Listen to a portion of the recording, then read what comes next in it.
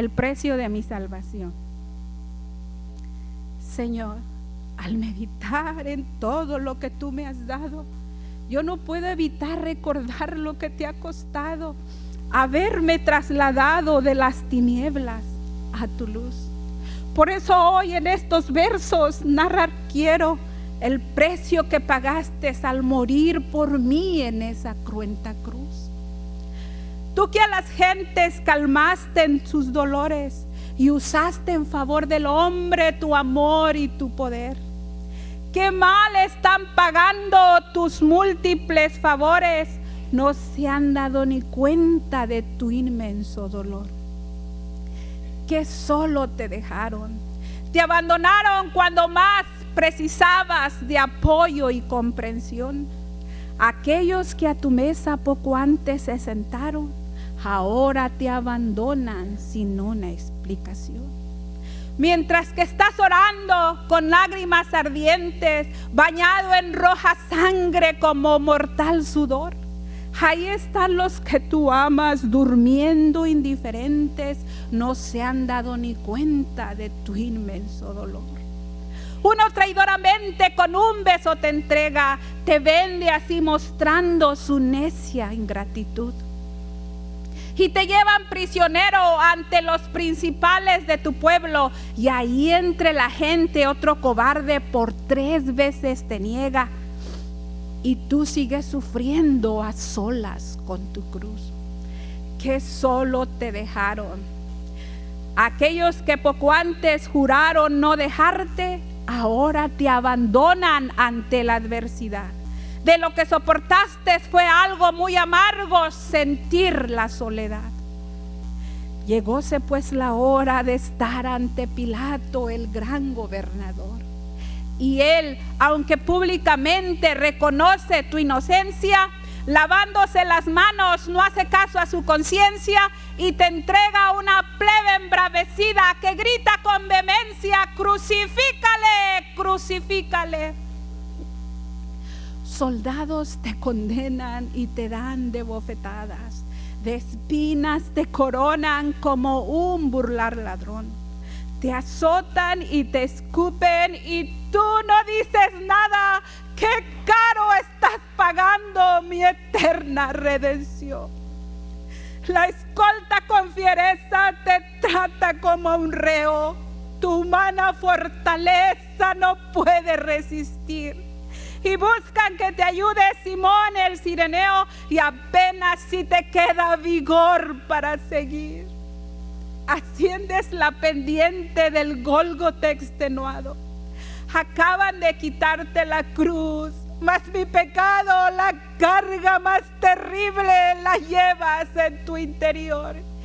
Y así llegaste a la cumbre de tu horrible matadero. La inmensa muchedumbre se burla sin cesar, mas tú firme y sereno como un manso cordero soportas el escarnio con ansias de salvar.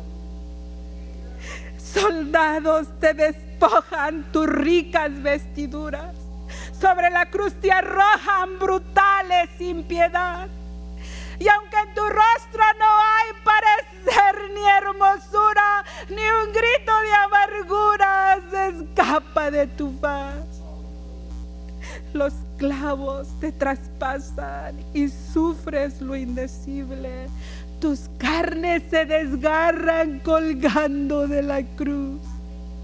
Mirándote pregunto, Señor, ¿será posible que nadie te defienda? ¡Oh, cuánta ingratitud! Mas solo de tus labios se oyó un triste lamento cuando el Dios justo y santo te tuvo que dejar. Porque mis rebeliones llevaste en tu adentro y en vez de acompañarte te tuvo que juzgar. Por eso es que clamaste: Dios mío, ¿por qué me has desamparado? ¿Por qué estás tan lejos de mi salvación y de las palabras de mi clamor? Dios mío, clamo de día y no respondes. y de noche y no hay para mi reposo. Pero tú eres santo, tú que habitas entre las alabanzas de Israel. En ti esperaron nuestros padres, confiaron en ti, no fueron avergonzados. Mas yo soy gusano y no hombre, oprobio de los hombres y menospreciado del pueblo. Todos los que me ven me escarnecen, estiran la boca, menean la cabeza diciendo: se encomendó a Jehová, líbrele él, sálvele, puesto que en él se complacía. Pero tú eres el que me sacó del vientre, el que me hizo estar confiado a los pechos de mi madre. Sobre ti fui echado desde antes de nacer y desde el vientre de mi madre. Tú eres mi Dios. No te alejes, no te alejes, fortaleza mía, porque no hay quien ayude. Me han rodado muchos perros, fuertes toros de Basán me han cercado, abrieron sobre mí su boca como león rapaz y rugiente. Mas tú, oh Jehová, fortaleza mía, apresúrate a socorrerme. Libra de la espada mi alma y del poder del perro mi vida. Señor, Señor, sé que esos clavos no te sostuvieron en la cruz. Fue tu amor por esta humanidad perdida. Pues aunque te maldecían, solo pudiste decir: Padre, Padre, perdónales porque no saben lo que hacen. Y así Jesús, con sus brazos abiertos, llegado su momento, el Espíritu entregó.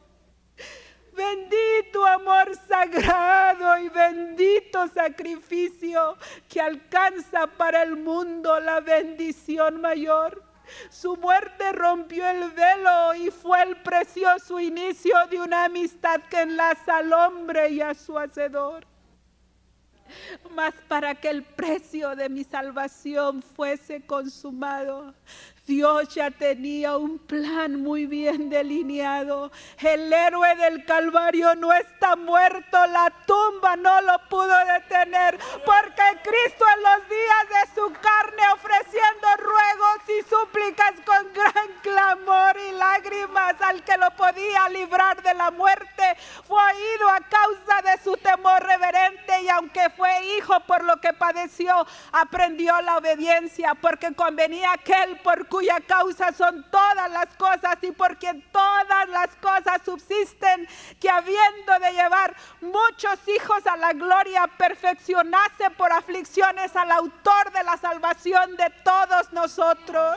Así que por cuanto los hijos participaron de carne y sangre, él también participó de lo mismo, para destruir por medio de la muerte al que tenía el imperio de la muerte, eso es a saber, al diablo, y libertarnos a todos los que por el temor de la muerte estábamos sujetos a servidumbre por el temor de la muerte. 3 días después de que Jesús fue sepultado, resucitó de entre los muertos por el poder y la gloria del Padre. Quitó la muerte y sacó a luz la vida y la inmortalidad por el Evangelio. ¿Dónde está, oh muerte, tu aguijón? ¿Y dónde, oh sepulcro, tu victoria? Ahora pues ninguna condenación hay para los que estamos en Cristo Jesús, los que no andamos conforme a la carne, sino conforme al Espíritu, porque la ley del Espíritu de vida en Cristo Jesús, a mí, hermanos, me ha librado de la ley del pecado y de la muerte, porque lo que era imposible por la ley, porque yo era débil por esta carne, Dios envió a su Hijo en semejanza de carne de pecado, y a causa del pecado condenó al pecado en la carne, para que la justicia de Dios se cumpliese en nosotros que no andamos conforme a la carne, Al que no conoció pecado, por nosotros se hizo pecado para que fuésemos hechos la justicia de Dios en él. Así que cruz y tumba están vacías y solo son símbolos triunfantes. Cristo, hermanos, Cristo nos espera en gloria. Hermanos, sigamos adelante. Dios les bendiga.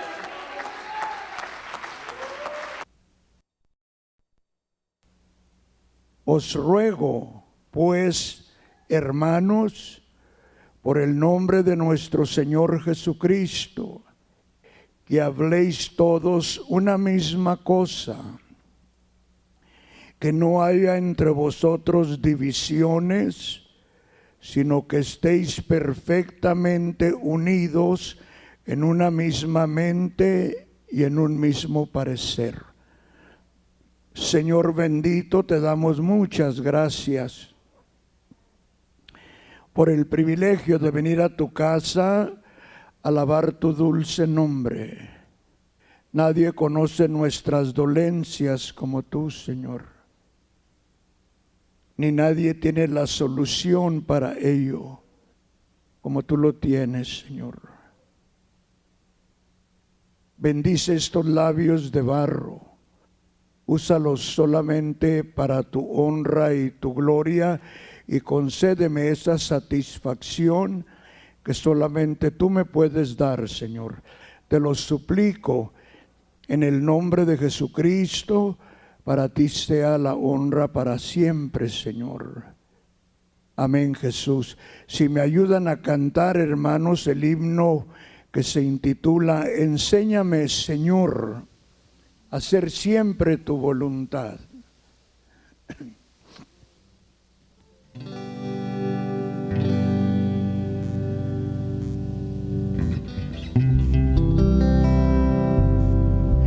Enséñame, Señor, a hacer siempre tu voluntad.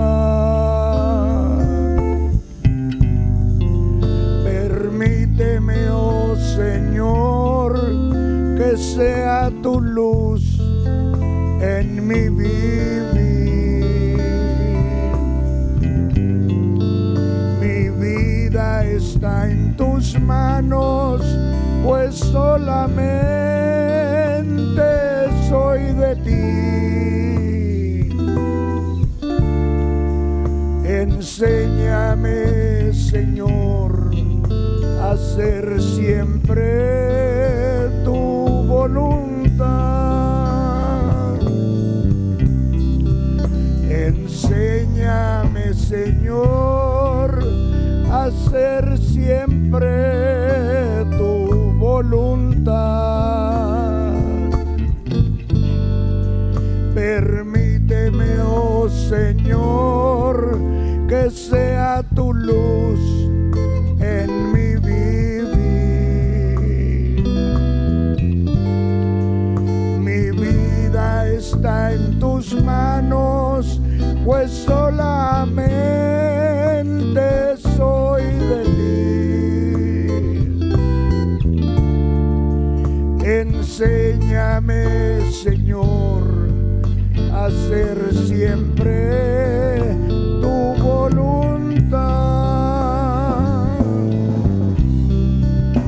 Al contemplar lo hermoso de tu obra allá en la cruz, no puedo menos que llorar de gratitud.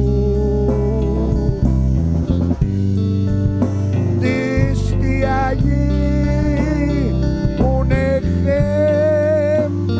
y una gran inspiración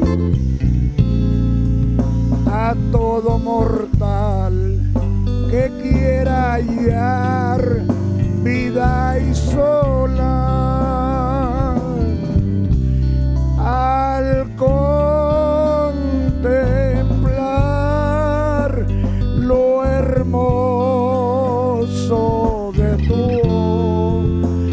allá en la cruz. No puedo menos que llorar de gratitud. Diste allí un ejemplo de una grande inspiración a todo mortal que quiera hallar vida y sola, siempre pensando estoy en qué será de mi vivir. Mas cuando pienso en ti, el pesar huyen de mí. Inspiración me es tu dulce nombre, oh Jesús. Por eso soy feliz en tu camino, Señor. Al contemplar lo hermoso de tu obra allá en la cruz, no puedo menos que llorar de gratitud.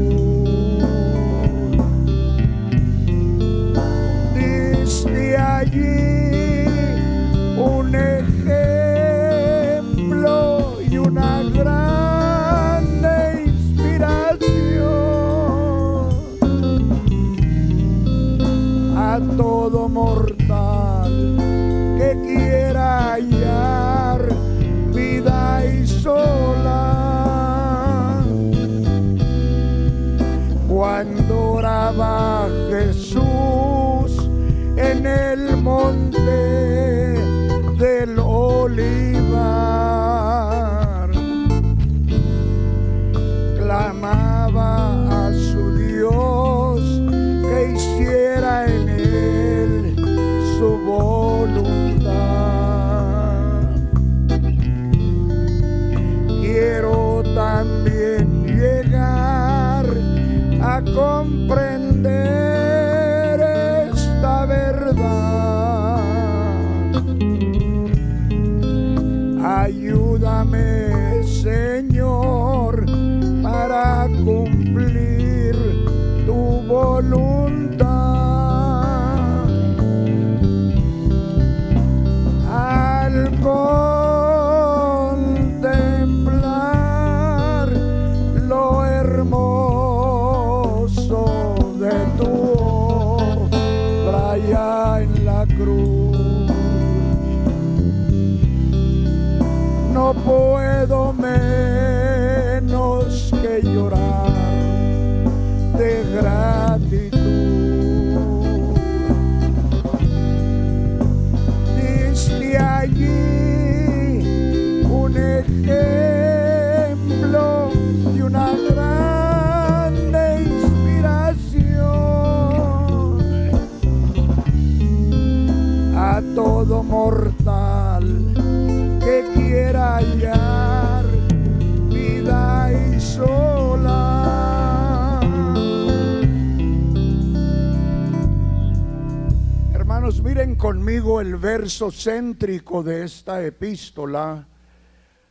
Es un texto que consiste en 4 capítulos, del capítulo 1 hasta el capítulo 4 es la enseñanza completa. Y lo que San Pablo procura conseguir a través de esta enseñanza es precisamente lo que dice el verso número 10. Os ruego pues, hermanos, por el nombre de nuestro Señor Jesucristo, que habléis todos una misma cosa y que no haya entre vosotros divisiones, sino que estéis perfectamente unidos en una misma mente y en un mismo parecer. Del único modo, hermanos, que nosotros podemos cumplir con esta porción bíblica que está allí, es que nos sometamos todos nosotros a la obediencia a la palabra y a la guianza del Espíritu. En cualquier fase de nuestra vida, en el matrimonio, aquí en la iglesia donde trabajamos y todo, aprender todos a someternos a las ordenanzas de Dios. En un matrimonio no es tanto que mande el hombre a la mujer, sino aprender a someterse uno a las ordenanzas de Dios. Cada quien tiene sus mandamientos. El marido debe poner la muestra de amar a su mujer como Cristo amó a su iglesia. Y lo puede hacer fácil si él se somete a las ordenanzas de Dios, como también la mujer también puede, entendiendo que no es tanto al hombre a quien se está sometiendo, sino que los dos nos estamos sometiendo a las ordenanzas de Dios para poder nosotros estar en armonía, porque allí envía Jehová bendición y vida eterna. Para la responsabilidad que tiene la iglesia, necesitamos nosotros trabajar en armonía y se necesita ese entregamiento total a través de la obediencia a la palabra para que nosotros alcancemos a sufrir como el Señor sufrió en su padecimiento, que Jesucristo en los días de su carne, ofreciendo ruegos y súplicas con gran clamor y lágrimas al que lo podía librar de la muerte, fue oído por su temor reverente. Y aunque era hijo, aprendió la obediencia y vino a ser autor de nuestra salvación.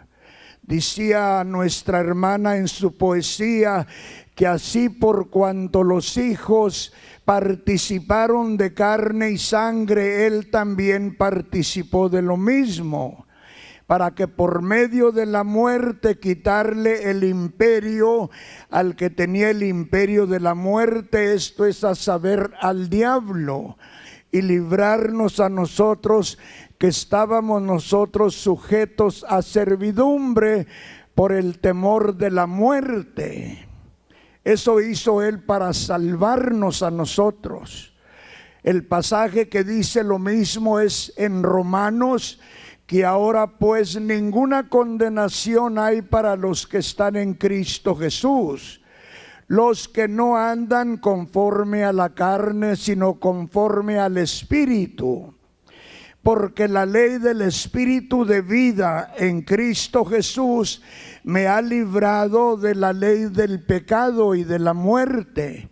Porque lo que era imposible para la ley, por cuanto era débil por la carne, Dios enviando a su Hijo en semejanza de carne de pecado, y a causa del pecado condenó al pecado en la carne.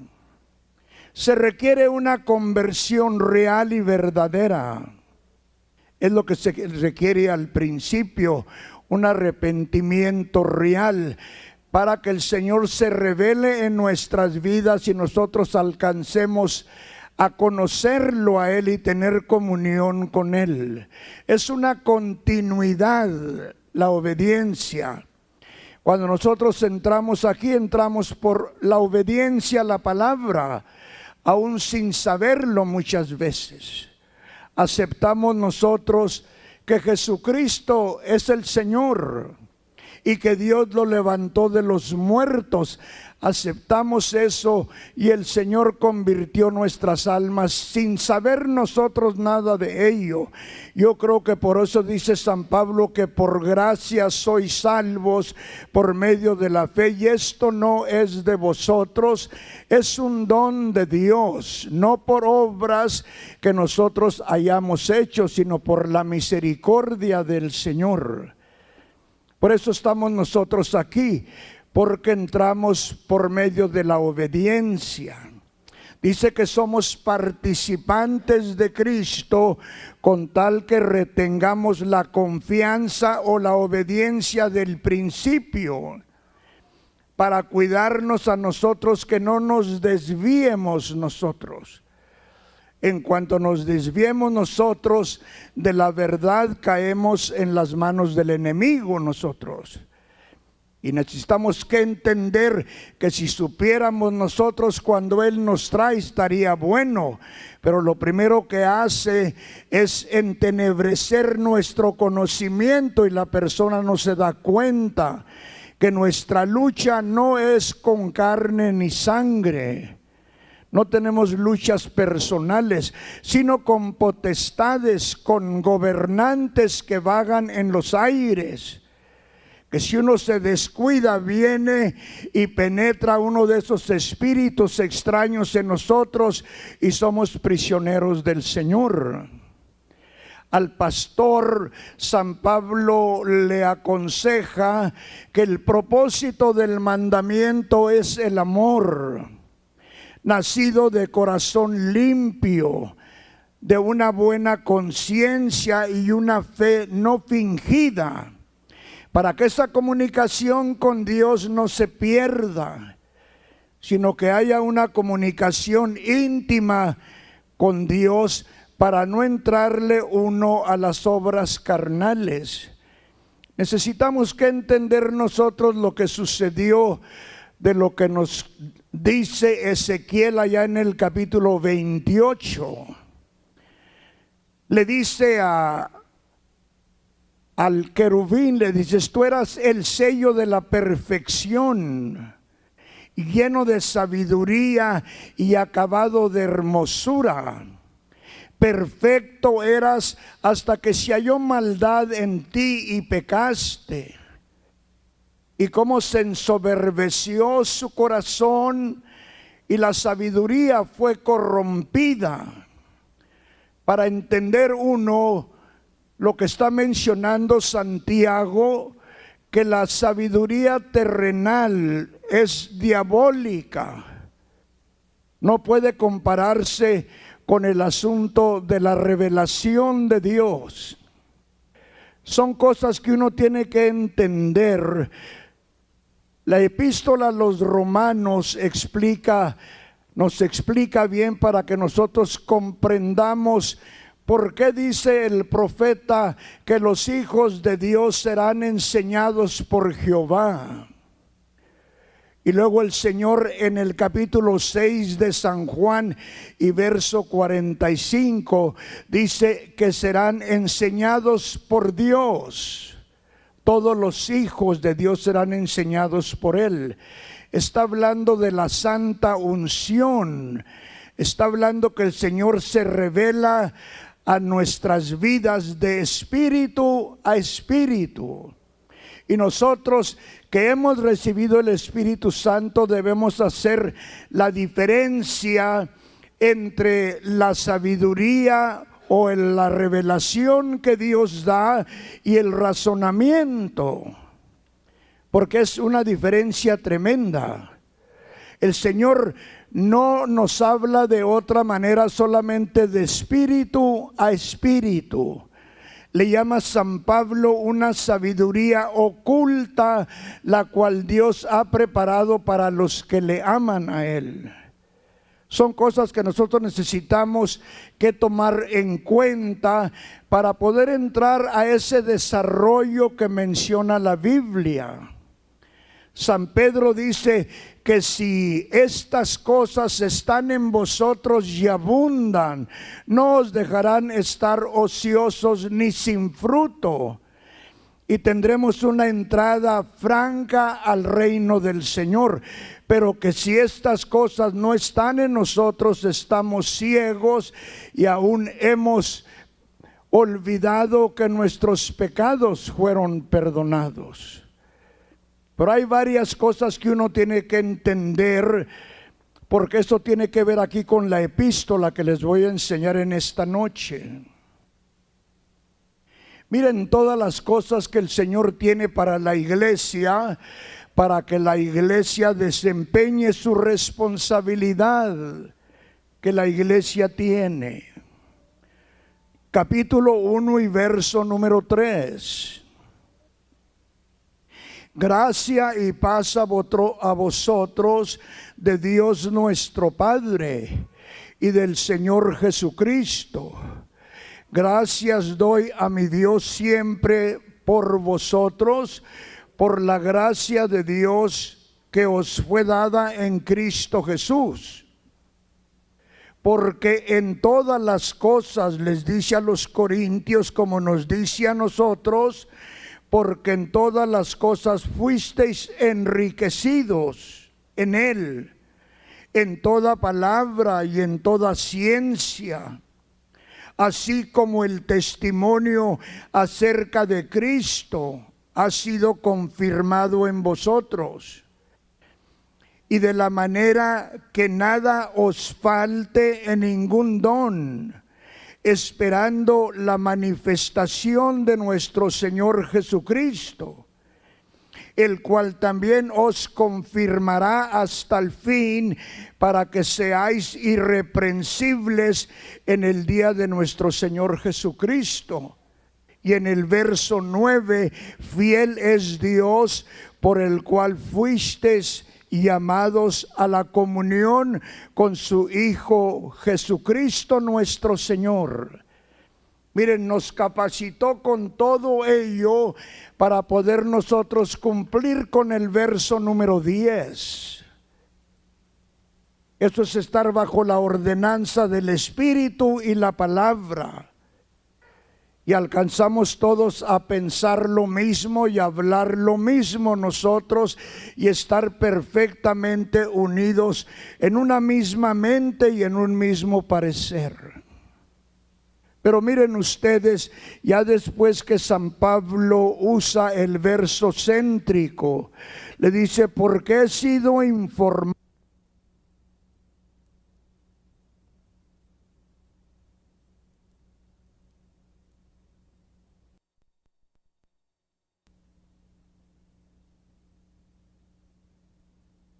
de vosotros, dice, yo soy de Pablo, yo de Apolos, yo de Cefas y yo de Cristo. Pregunta San Pablo: ¿acaso está dividido Cristo? ¿Fue crucificado Pablo por vosotros? ¿O fuisteis bautizados en el nombre de Pablo?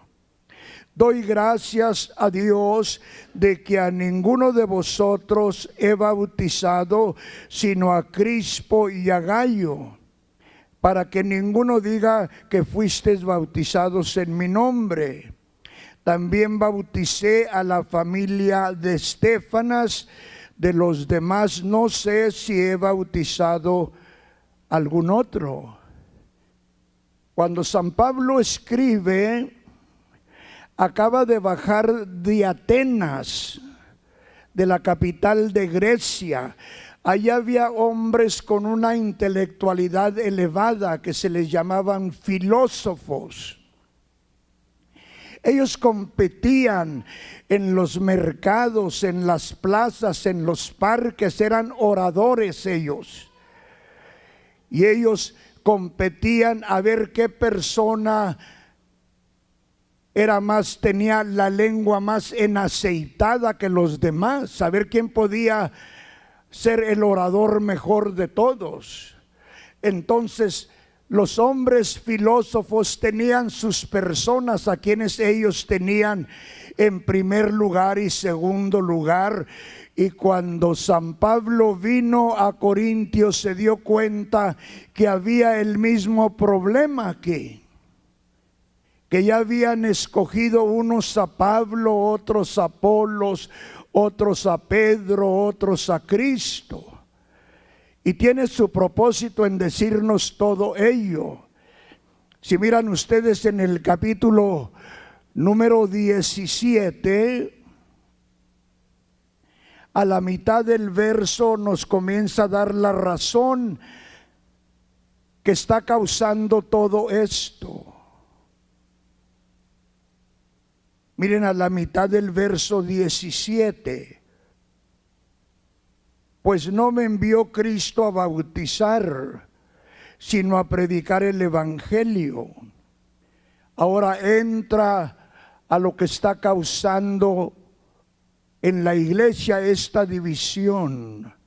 Dice, no con sabiduría de palabras, para que no se haga vana la cruz de Cristo. Porque la palabra de la cruz es locura a los que se pierden, pero a los que se salvan, esto es, a nosotros, es poder de Dios. Pues está escrito, destruiré la sabiduría de los sabios y desecharé el entendimiento de los entendidos. Pregunta, ¿dónde está el sabio? ¿Dónde está el escriba? ¿Dónde está el disputador de este siglo? ¿No ha enloquecido Dios la sabiduría del mundo? Pues ya que en la sabiduría de Dios el mundo no conoció a Dios, mediante la sabiduría agradó a Dios salvar a los creyentes por la locura de la predicación. Miren, para entender bien este pasaje, si va uno a Romanos, a la misma porción que está aquí, en el capítulo 1 y verso 21 en Romanos.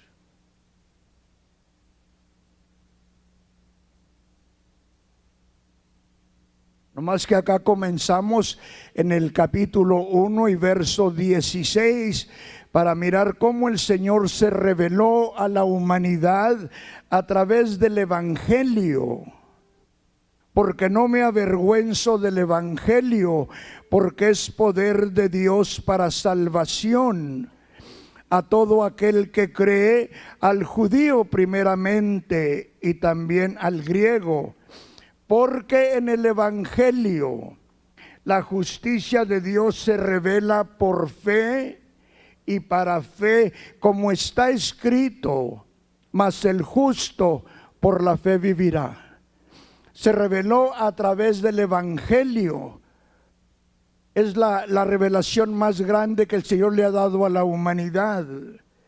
En el verso 19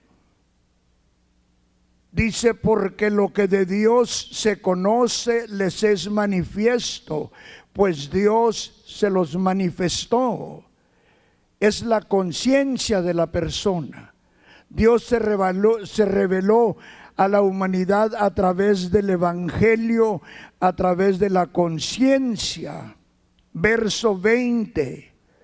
Porque las cosas invisibles de Él, su eterno poder y deidad, se hacen claramente visibles desde la creación del mundo, siendo entendidos por medio de las cosas hechas, de modo que no tienen excusa. Se reveló en el Evangelio, en la conciencia y luego en su creación de Él, para que nosotros lo conociéramos a Él. Y nosotros rechazamos la revelación y nos fuimos al razonamiento nosotros.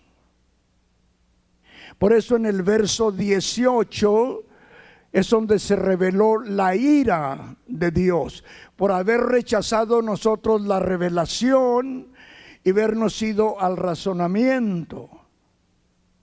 Verso 18, porque la ira de Dios se revela desde el cielo contra toda impiedad e injusticia de los hombres que detienen con injusticia la verdad. porque es donde viene el quebrantamiento del hombre, hermanos. En la obediencia a la palabra, entonces se revela el Señor en nuestras vidas. San Pedro dice que no debe sorprendernos a nosotros cuando nos confrontamos con diversas pruebas nosotros, sino que debemos gozarnos en los padecimientos de Jesucristo, sabiendo que en la revelación de su gloria nosotros venimos a ser bendecidos de parte de Dios. Entender cómo es que el Señor nos da el crecimiento a nosotros, cambia nuestro entendimiento, nos transforma a través de la renovación de nuestro entendimiento. Renovando nuestras mentes, el Señor nos va transformando a nosotros. Por eso se requiere esa obediencia y ese entregamiento de que hablaba nuestra hermana. No hay de otro modo. Una obediencia continua. El Señor les dijo a los que habían creído, a los judíos que habían creído: si continúan en mi palabra, verdaderamente sois mis discípulos, y conoceréis la verdad, y la verdad os hará libres. Miren, con la revelación no le damos la gloria a ningún hombre, porque habla de la circuncisión, que en él fuimos nosotros circuncidados, no con mano de hombre, dice. Y luego San Pablo en Romanos 2, 28 y 29 nos dice que no es judío el que es o exteriormente, ni la circuncisión es la que se hace exteriormente con la mano, sino que es judío el que es circuncidado en el corazón por el Espíritu. Miren conmigo en capítulo 2, versos 28 y 29, la última frase del verso 29. Para que la alabanza no sea del hombre, sino de Dios. Para aprender uno a darle la gloria a Dios, no al hombre como lo están haciendo ahí en Corinto. El hombre no nos puede dar absolutamente nada, hermanos. El hombre no trae nada. Cuando ponemos nuestras confianzas en los hombres y comenzamos a perseguir hombres, nosotros mismos nos hacemos maldición nosotros mismos. Pues porque es maldito el hombre que confía primeramente en él. De esto es lo que nos está librando, que quien merece la honra y la gloria es Dios, no el hombre. Entonces tiene uno que entender que por revelación el Señor nos da sabiduría oculta, para poder nosotros glorificar al que debe ser glorificado. Ahora miren un ratito conmigo en Primera de Corintios, en el capítulo número 2.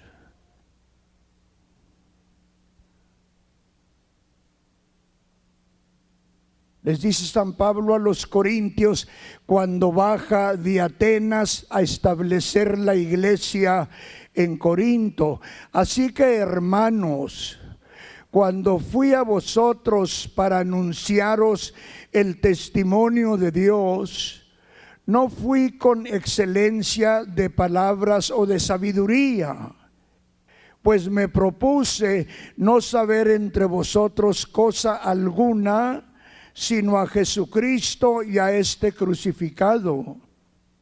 Y estuve entre vosotros con debilidad y mucho temor y temblor, y ni mi palabra ni mi predicación fue con palabras persuasivas de humana sabiduría, sino con demostración del Espíritu y de poder.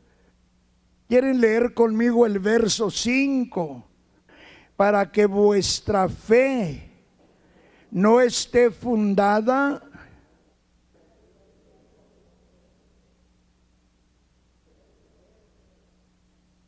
es lo que nos está librando, que aprendamos nosotros a quién glorificar para no darle la gloria al hombre ni andar persiguiendo a ningún hombre. Es lo que está mencionando. Cuando Satanás o el querubín fue expulsado de lo espiritual donde estaba con Dios, entonces fue expulsado a la sensualidad del cuerpo de la persona. Es con lo que juguetea Satanás, con la sensualidad de nuestro cuerpo, con nuestros sentidos. Miren un ratito conmigo para poder entender lo que les estoy mencionando. Segunda carta a los Corintios, capítulo número 11.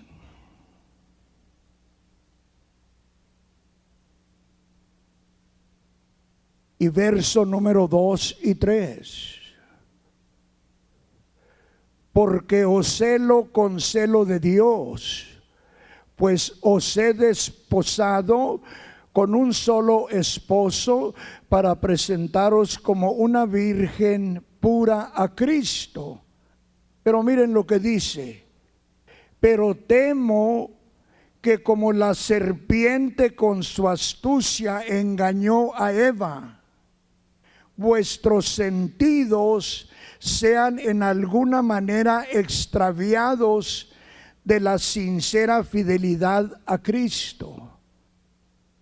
Y de esa sensualidad sale el razonamiento. Y es lo que queremos nosotros en muchas ocasiones, mirar las cosas de Dios a través de nuestro razonamiento. No se miran de esa manera, solamente que Dios nos las revele. En la continuidad de su escritura, el Señor se va revelando que Jesucristo es Dios manifestado en un hombre, para abrirle el camino al hombre y enseñarle los privilegios que Dios le ha dado al hombre. Es con ese fin, de poner nuestra confianza en Dios, y lo principal de todo, que a través de la obediencia, los padecimientos y pruebas se van deshaciendo de ese hombre viejo. Miren un ratito conmigo y ahorita regresamos aquí con Corintios, en la epístola de San Pedro,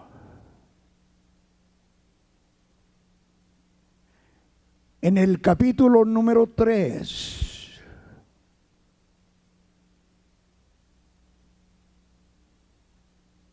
Y verso número 18.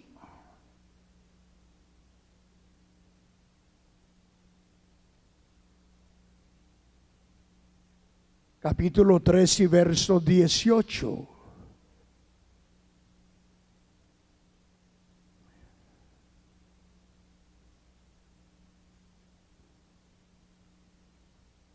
Miren lo que está mencionando. Porque también Cristo padeció una sola vez por los pecados, el justo por los injustos, para llevarnos a Dios, siendo a la verdad muerto en la carne, pero vivificado en espíritu. Ahora el capítulo 4. Porque tiene que ver todo con la mente, hermanos, porque está restaurando nuestra alma. Tiene que cambiar nuestra manera de pensar. Es lo que yo tengo que pensar en eso. Así como él dice en el capítulo 4, puesto que Cristo ha padecido por nosotros en la carne, vosotros también armaos del mismo pensamiento. Pues quien ha padecido en la carne terminó con el pecado, dándole muerte, hermanos, a ese hombre de pecado. Ya no vamos a batallar de andarnos midiendo los unos con los otros, ni criticándonos los unos. Ya no va a haber eso, porque ya hemos terminado con el pecado nosotros. Eso es servirle al Señor en espíritu y en verdad. y amar a tu prójimo como a ti mismo. Son mandamientos que nosotros necesitamos cumplir con ellos. No son sugerencias de Dios. Tenemos que amarlo a Él sobre todas las cosas y amar a tu prójimo como a ti mismo.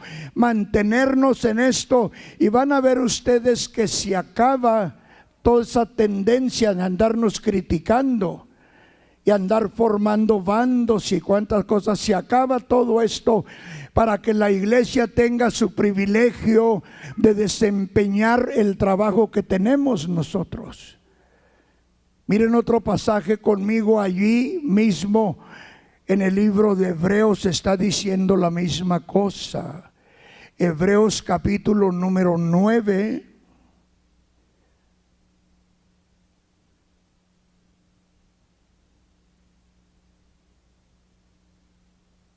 Miren en el verso número 23. Fue pues necesario que las figuras de las cosas celestiales fuesen purificadas. Así, pero las cosas celestiales mismas con mejores sacrificios que estos. Porque no entró Cristo en el santuario hecho de mano, figura del verdadero, sino en el cielo mismo, para presentarse ahora por nosotros ante Dios, y no para ofrecerse muchas veces, como entra el sumo sacerdote en el lugar santísimo cada año con sangre ajena. De otra manera, le hubiera sido necesario padecer muchas veces desde el principio del mundo. Fíjense lo que dice: pero ahora en la consumación de los siglos se presentó una vez para siempre por el sacrificio de sí mismo para quitar de en medio el pecado que había en el cuerpo. Verso 27 nos dice que murió como un hombre. Y de la misma manera que está establecido para los hombres que mueran una sola vez y después de esto el juicio. Así también Cristo fue ofrecido una sola vez para llevar los pecados de muchos. Se fijan, aquí está en plural los pecados que nos perdonó Él a nosotros. Y luego su sangre preciosa en su plan de redención, nomás confesando. Si confesamos nuestros pecados, Él es fiel para perdonarnos y librarnos de toda maldad del Señor. Pero esto se hace a través de la obediencia a la palabra. Quiere decir que tiene que haber en el alma y en el corazón una hambre real y verdadera para conocerlo a Él, para que uno venga a ser tan real como lo es Dios también. Eso es lo que se trata, conocer que Él es un Dios real y entender lo que Él hizo en el Calvario por nosotros. San Pablo, cuando le escribe a Timoteo en la segunda epístola, capítulo 1 y verso número 8 en adelante. Mírenlo una vez conmigo.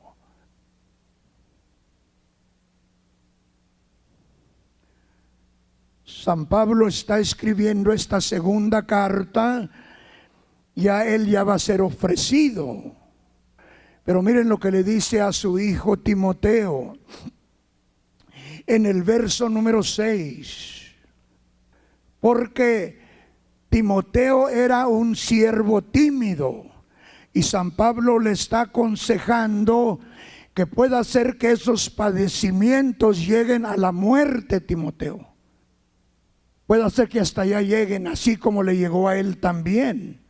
Entonces le dice en el verso 6, por lo cual te aconsejo que avives el fuego del don de Dios que está en ti por la imposición de mis manos. Porque no nos ha dado Dios espíritu de cobardía, sino de poder, de amor y de dominio propio. Por tanto, no te avergüences de dar testimonio de nuestro Señor, ni de mí preso suyo, sino participa de las aflicciones por el Evangelio según el poder de Dios, quien nos salvó y llamó con llamamiento santo, no conforme a nuestras obras, sino según el propósito suyo y la gracia que nos fue dada en Cristo Jesús antes de los tiempos de los siglos, pero que ahora ha sido manifestada por la aparición de nuestro Salvador Jesucristo, el cual quitó la muerte y sacó a luz la vida y la inmortalidad por el Evangelio. Eso necesita pasar con nosotros para pasar a ser una criatura nueva nosotros. En todas las epístolas, hermanos, está enseñado todo esto. Ahora volviendo, unos 10, 15 minutos más, si me dan, y los voy a dejar. Primera de Corintios, capítulo número 2.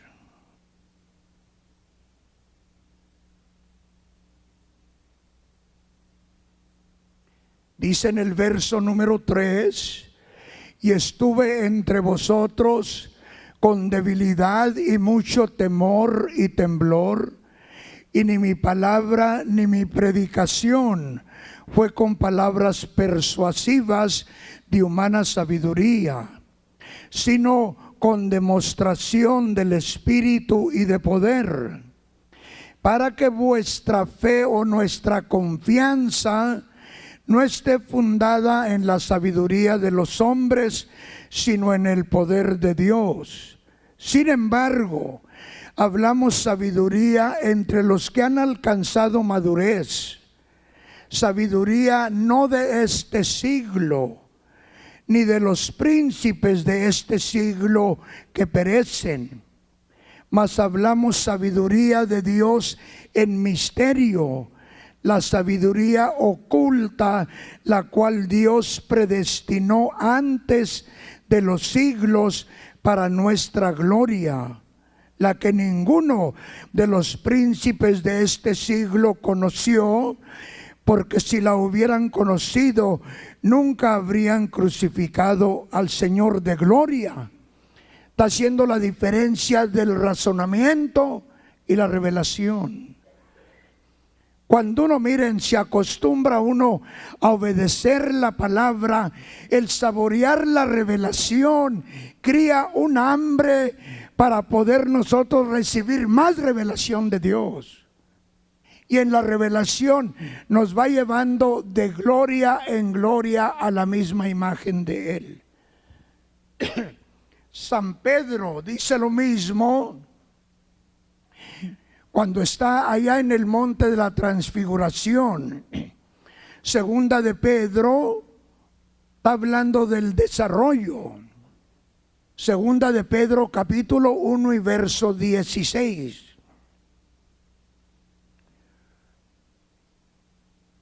Porque no os hemos dado a conocer el poder de Dios y la venida de nuestro Señor Jesucristo siguiendo fábulas artificiosas, sino habiendo visto con nuestros propios ojos los sentidos y habiendo oído esa magnífica voz del cielo que dijo: este es mi Hijo amado, en el cual tengo contentamiento. Pero miren lo que dice en el verso 19.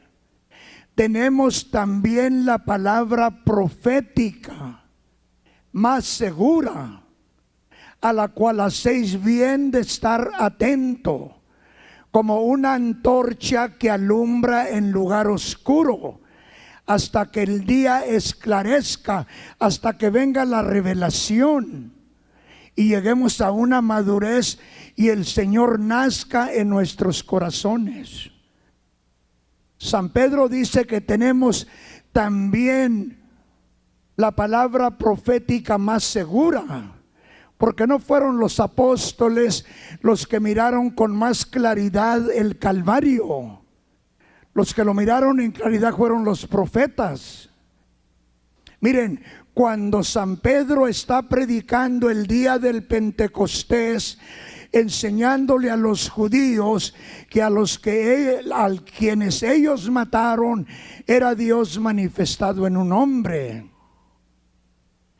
Pero para probar la resurrección, entonces San Pedro echa mano de la profecía de la resurrección del Salmo número 16. El profeta alcanzó a mirar que su alma no fue dejada en el infierno, y miró que su cuerpo no vio corrupción tampoco. Y luego alcanzó a mirar que quien había venido a morir era un hombre, que Dios vino y tomó forma humana. A este Jesús a quien vosotros crucificasteis, Dios lo ha hecho Señor y Cristo. Y exaltado por Dios, ha enviado esto que ustedes ahora miran, que es el derramamiento del Espíritu Santo, para probarles a ellos que a quien habían matado era a Dios en forma humana. Y al ser resucitado, vino a ser uno con Dios y envió el Espíritu Santo que se derramó el día del Pentecostés. Eso fue lo que el Señor hizo. Ahora miren poquito más conmigo, ahí donde andamos en el capítulo 2, porque va a ser la diferencia del razonamiento y de la revelación. Miren, hermanos, estamos aquí porque Dios se reveló. Si Dios no se hubiera revelado, no supiéramos quién es Jesucristo nosotros. Si Él no se hubiera revelado, no sabíamos de la resurrección nosotros. Si Él no se hubiera revelado, no sabíamos el funcionamiento del Espíritu Santo, no sabríamos nada de eso. El Señor nos lo ha revelado a través de su palabra. Y lo que Él revela viene a ser atesorado en el corazón, ya no se va. Ya no se va porque es revelado. Y todo eso viene a través de la obediencia a la palabra. Se sale uno de la obediencia y se acaba la revelación. Ya después comienza uno a razonar muchas cosas. No, el razonar le erra uno mucho, hermanos. Le erra uno mucho. Miren, él trae contrariedad con un hermano. Es un espíritu que anda allí, no es tu persona tuya. Cuando tú hablas de alguien, no estás hablando tú, está hablando Satanás a través de ti, porque te tiene trampado. Ahora, lo que le encarga el Señor al siervo, para que no sea envuelto en aquello, le dice que el siervo del Señor no debe ser contencioso. No te pongas a argumentar. No le hace que estén diciendo de ti, no te pongas a argumentar. Le dice, sino sed amable con todos. Sufrido. Tiene uno que aprender a sufrir, hermanos. A sufrir de vivir entre hermanos que sabe uno que andan en contra de la autoridad. Y el propósito de Satanás es de envolver al siervo también.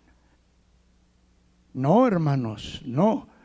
Ustedes nunca traten de defenderse de nada. Tenemos a alguien en quien podemos poner todo en sus manos. Poniendo todo en sus manos, porque Él tiene cuidado de nosotros. Poniendo toda nuestra ansiedad, porque llegan ansiedades en las pruebas y luchas, pero ponlas en las manos del Señor. El Señor nos dio ese ejemplo. que cuando él era blasfemado, él no blasfemaba para atrás, bendecía a la gente, y dice allí, y que puso todas las cosas en las manos de Dios. Cualquier cosa que le suceda a uno en su vida, hay que ponerlo en las manos de Dios y estar seguro que tú traes una comunicación íntima con Dios, que no te andas midiendo con nadie, no traes contrariedad con nadie, aprendiste a amar, aprendiste a perdonar. No traigo yo esos problemas. Yo les digo esto porque desde que estoy aquí, hermanos, desde que estoy aquí ando en esas luchas y pruebas. Dios hace unas maravillas tan tremendas, hermanos. Envolvieron a una familia para culpar a un hermano de haber molestado a un niño de esa familia. Y no me van a creer, cuando lo estaban juzgando en la corte criminal, a él, las cosas que Dios hace, todo el grupo que andaba en contra de nosotros ya estaban listos. Fíjense, tenían hasta cámaras de televisor. Estaban todos esperando allí. Y luego, cuando estaban juzgando a Ramírez, y a los diputados ya estaban listos para llevarlo, porque cuando sale culpable, él se lo llevan, ya no se queda allí, se lo llevan para el condado. Todo estaba preparado. El grupo que andaba en contra de nosotros estaban sentados oyendo todo el juicio que se iba a hacer. Cuando yo entré allí, hermanos, estaba un grupo de gentes, y uno de ellos me dijo: pues la defensa que le pusieron a este hombre no sirvió, esa mujer no lo defendió nada. Bueno, la defensora pública vino y me dijo: reverendo, quiero que me perdones porque no hice el trabajo que debiera haber hecho yo. Bueno, toda la corte y todos los que estábamos allí, estábamos nosotros nomás esperando que lo sentenciaran y lo encontraran culpable. Para enseñarles a ustedes que para Dios no hay ningún imposible, hermanos, nada.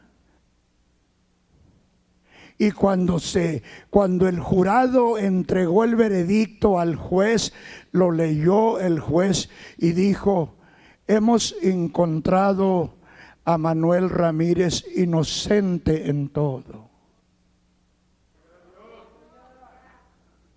El abogado que andaba en nuestros casos me dijo a mí: eso tiene que ser un milagro de Dios, me dijo. Le dije: es exactamente lo que es un milagro de Dios. Cuando Él dice que no te desampararé ni te dejaré, el Señor está hablando verdades. No temas porque yo estoy contigo. No desmayes porque yo soy tu Dios, que te esfuerzo, siempre te ayudaré, siempre te sostendré con la diestra de mi justicia. Yo digo, si en estos 20 y tantos años me ha librado, ¿por qué no me puede librar otros 3 años? Es lo que falta ya nomás. Es lo que está diciendo San Pablo cuando le escribe a los romanos, que no nos gozamos nomás en la esperanza, nos gozamos en las tribulaciones, sabiendo que las tribulaciones traen experiencias, como la que les acabo de contar. Hermanos, la corte se quedó escueta, hermano. Y los que pensaban usar las cámaras de televisor salieron enojados, hermanos, endiablados. Y se fueron los del televisor y no agarraron ningún retrato. Iban a agarrar al hermano Ramírez y al hermano Hernández y a una persona mía. Pero Dios, hermanos, para Él no hay nada imposible. No le hace que trampas o haga la persona. A su siervo Dios lo cuida si su siervo se guarda en la palabra. Pues es lo que están diciendo de nuestro Señor Jesucristo, ¿que no? Si hay alguien que fue tratado injustamente, fue Él. En cambio, Él resulta pidiendo perdón. No nomás pidiendo perdón, sino excusándonos. Dice, perdónalos porque no saben lo que andan haciendo. Esta cosa es de Dios, hermanos, no es de nadie más. Todo este asunto es de Dios.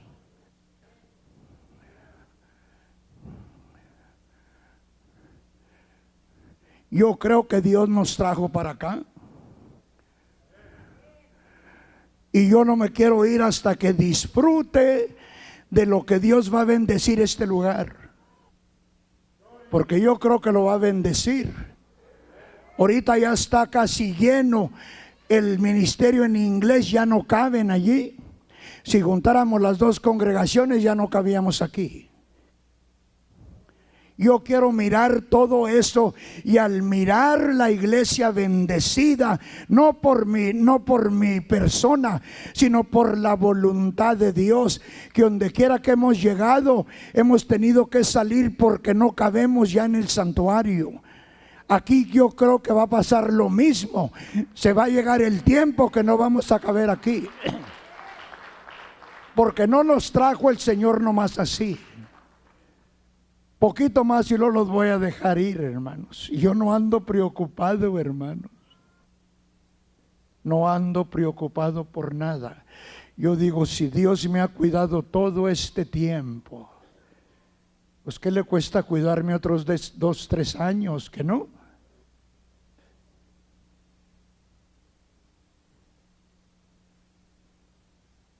Ahora miren lo que dice en el verso número 9. Antes bien, como está escrito, cosas que ojo no vio, ni oído oyó, ni han subido en corazón de hombre, son las que Dios ha preparado para los que le aman. Pero Dios nos las reveló a nosotros por el Espíritu, porque el Espíritu todo lo escudriña aún lo profundo de Dios. Esa es la revelación de Él, hermanos. Porque ¿quién de los hombres sabe las cosas del hombre, sino el Espíritu del hombre que está en él? Así tampoco nadie conoció las cosas de Dios, sino el Espíritu de Dios. Ahora miren, ahí va la conversión.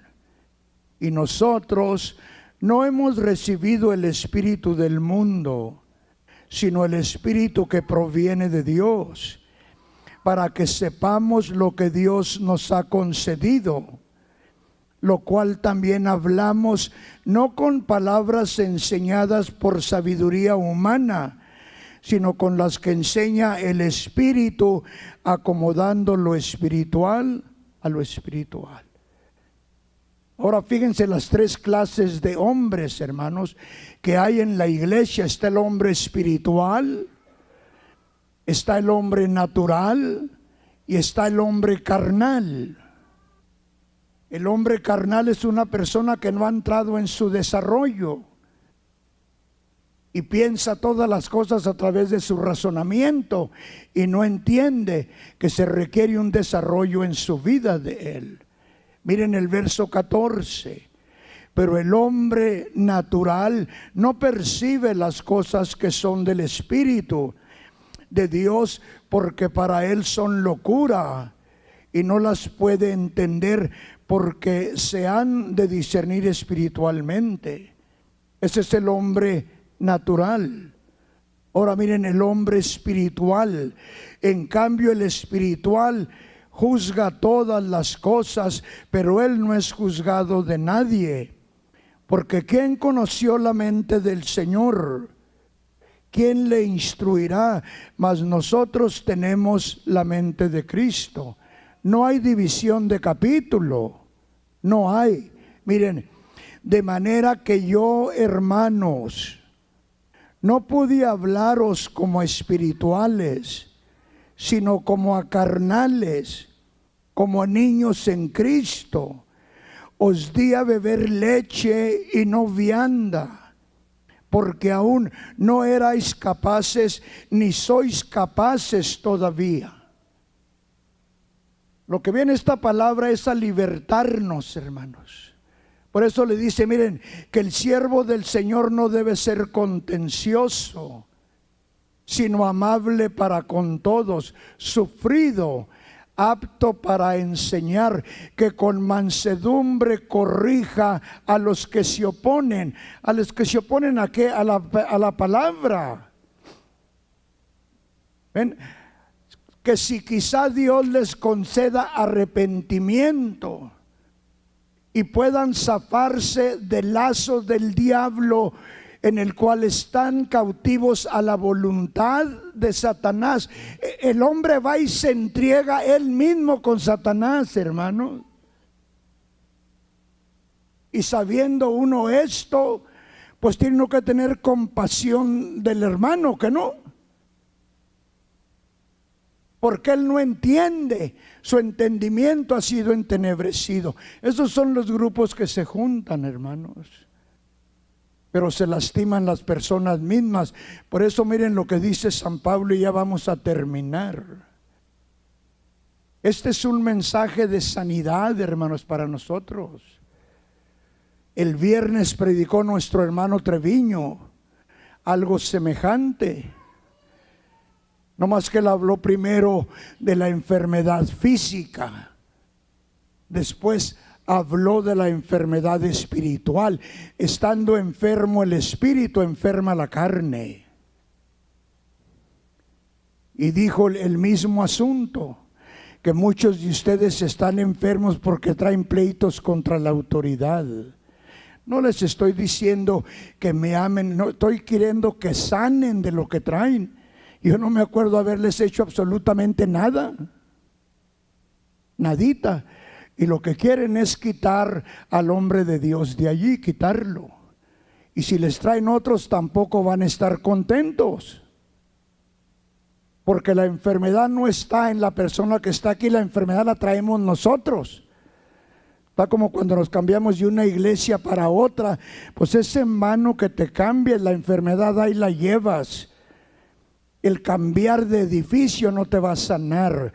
Lo que te va a sanar es que abras tu corazón y se lo enseñes a Dios, para que saborees esa libertad del Espíritu Santo y pueda uno comunicarla.